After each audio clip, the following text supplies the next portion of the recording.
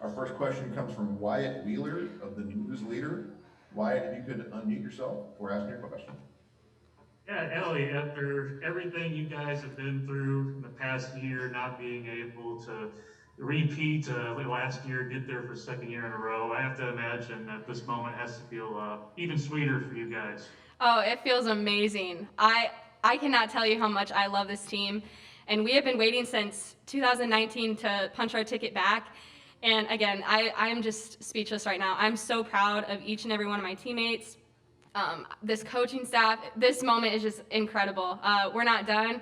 Survive and advance, and this is just soaking it all up. This is unreal. Next question comes from Doug Harris. Doug, if you could identify yourself before asking the question. Can you hear me okay, Ellie? Yes. Okay, I'm Doug Harris from the Dayton Daily News. What was the plan of attack? Wright State has been very good defensively, but you guys found something and it really worked. Yeah, the plan was just to come in, play Lady Bear basketball, and rebound the ball. We had to have great gaps, and just stay together, play together. We knew that they were gonna, give us their best shot. Every team from now on is, and we stuck to the game plan, and it worked out. Yeah. Next question comes from Dan Lindbald from KOLR. Go ahead, Dan. Hey, Ellie, yeah, Dan Lindblad with Colorton. Just kind of take us through that fourth quarter. Obviously, you were shooting a lot of threes and everything was going in. You end up tying a career high with 20 points.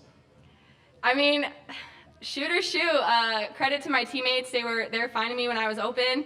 I had missed two before, and I just had that mindset that every shot that I take is going to go in. And again, my teammates were finding me, and I was locked in the zone, and whatever it takes, I'm going to do whatever it takes to win. And I know my teammates got my back, and just a great overall team win. Next question comes from Wyatt Wheeler from the News Leader. Go ahead, Wyatt. I'm sure you guys saw that Stanford would be your next team in line, and you guys have said for the last 2 years that you guys want to go further, and you're playing against a team that bounced you guys from 2 years ago. Just the motivation behind that, and just going forward. Yeah, how crazy is that? Another matchup with Stanford. It's pretty awesome. We're all looking forward to this game. Stanford is an unbelievable team. Have great players, great coaching staff. We're just going to embrace this moment we have right now, and then we'll worry about Stanford later. But right now we're just enjoying now. So we're excited to get back there and play them.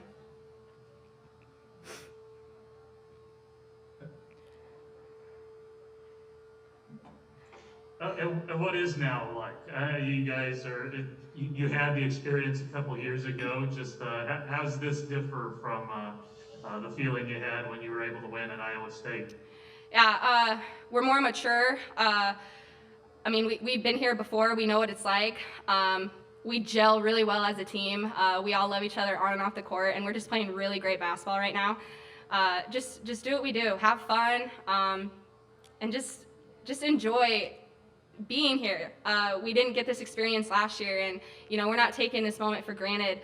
And survive and advance. We got more games to play here. Any other questions for Ellie? Wyatt, go ahead. And Bryce's performance tonight, I'm sure she was the one that was assigned to Angel Baker, just kind of in the pregame, the plan going in, and she's able to hold her to just one make in the final 3 quarters of that game. I know it's nothing new to you, but just how incredible is she defensively and what she did today? Yeah, well, shout out to Angel. She's had, a great year. We knew coming in that she was going to be a player that we really needed to lock in. And, Bryce is just a lockdown defender. Bryce did things that may not have shown up in the stat line tonight, but she was huge for us. Big stops, limiting Angel, under average, I think. But Bryce is just one heck of a player. And that's why she is the Missouri Valley Conference Player of the Year, and she deserves that respect. Bryce may not have had the best of game looking at the stat line, but she truly did on the defensive end, and she has our back in games, and we had her back tonight. Stephen Hawkins from the Associated Press, you're up next, Stephen. Stephen Hawkins with the Associated Press in Texas. You talk about this team, and I think I counted 9 of you that were also on the team 2 years ago. You got a different coach, obviously, but you had the year with her. Talk about just the adjustment, how different it is, but just how you guys have just continued to come together, even going through a coaching change. I mean, I will say this time and time again, we love our coaching staff, just incredible. Always here for us. It's bigger than basketball for them. It's just, I love our staff. They're here for us always, and they're also going to do whatever it takes to prepare us to get the W. And the game plan was spot on, and I have nothing but great, amazing things to say about this staff. It's just heartwarming. Like you said, last year was difficult. I mean, just how much more does it make it that much more special, knowing you didn't get the chance, but you're taking the most advantage of the chance you have now? I think the special part is, this is our second consecutive time going to the Sweet 16. This team is resilient. Collectively, we're just so good together. We love each other, and it's special. Just celebrating. I love this team. All right, thanks and good luck. Thank you so much. Yes, Val. Thank you so much for joining us. Yeah, go Bears.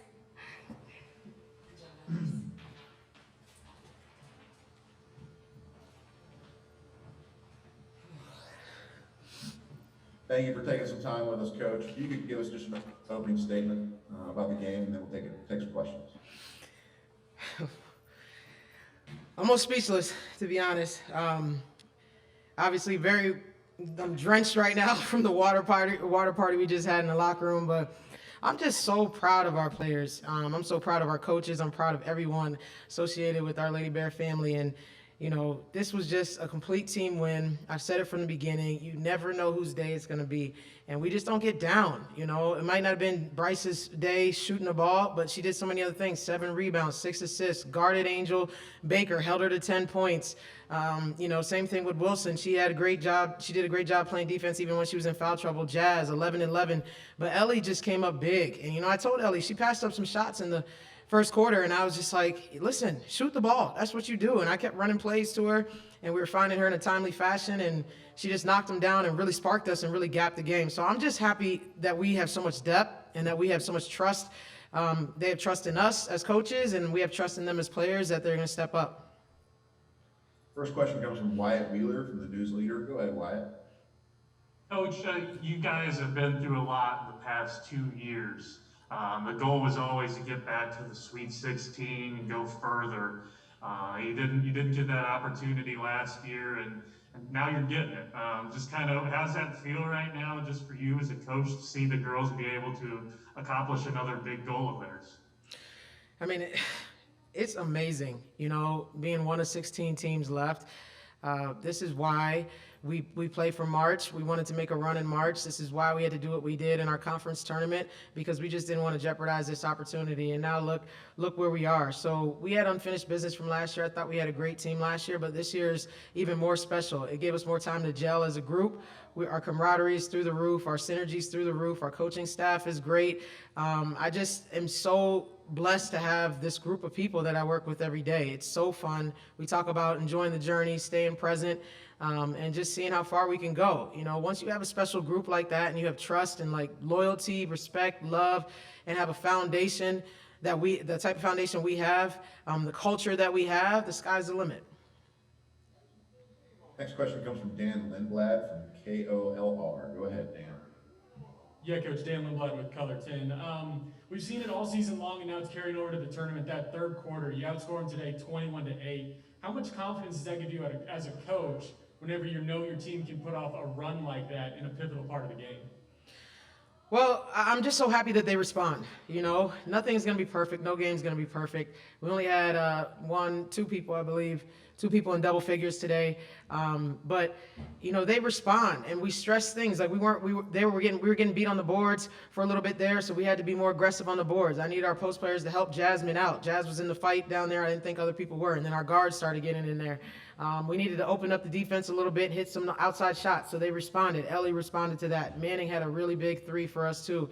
We just don't get down. There's no quitting us. The resilience of this team is crazy through the roof. And, we just persevered through adversity. So it was a tight game. Wright State's a great team. They had some bigs that gave us trouble. Angel Baker is probably one of the best guards in the country.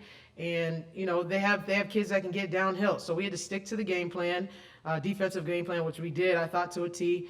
We got a little frustrated offensively early, but, Ellie helped us open that up. Next question comes from Doug Harris. Doug, if you could identify yourself before asking your question. This is Doug Harris from the Dayton Daily News, Coach. You mentioned Angel. She's been on quite a run here. What did you guys do maybe to shut her down? And also, if you could make a comment too on just the job Katrina Merriweather has done and the trajectory of the Wright State program. Well, I was going to say that.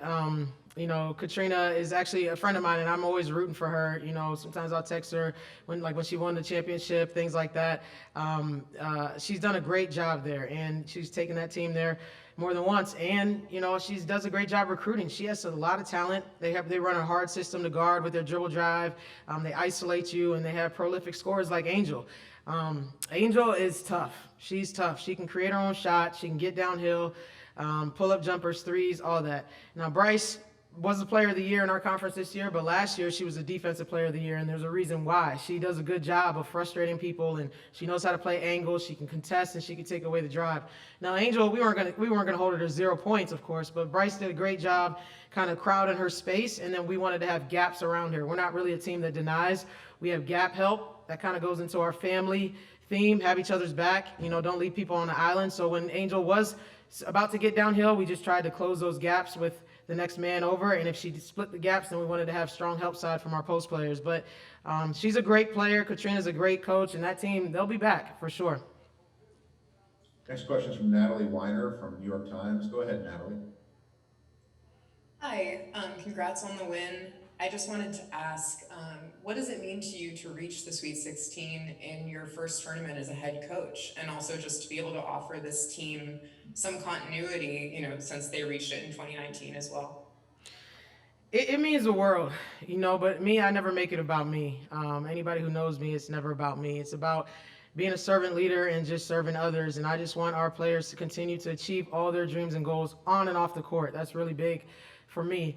I think that they don't get the respect they deserve. I mean, I know anybody watching hasn't seen Missouri State not once. You haven't seen our practices not once at the NCAA Tournament. You haven't seen any highlights from our game on the first round, and you didn't see anything about us going into this game. The NCAA tweeted out, Wright State's pictures and talked about bringing energy. So we handle a lot of disrespect, but it just fuels our fire. And that's what I keep telling them. Respect is earned, not given, and we got to make people understand who we are and just keep putting in the work. We say grind now, shine later every single day, because if you put in the work, then you'll shine. Next to last question comes from Wyatt Wheeler from the News Leader. Go ahead, Wyatt. Kind of expanding on the work you guys put in, but I mean, they're rebounding today, 47-31. That was the 6th best rebound margin team in all of college basketball, and you guys are able to do that. Just how did you feel like you could do that going into this game? Because they do have some bigs, they have some good bigs, and you guys are just able to pretty much dominate them there.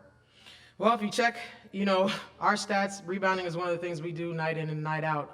First round game, we had 53 rebounds. I think that speaks for itself. Wright State is a very good rebounding team, great rebounding team.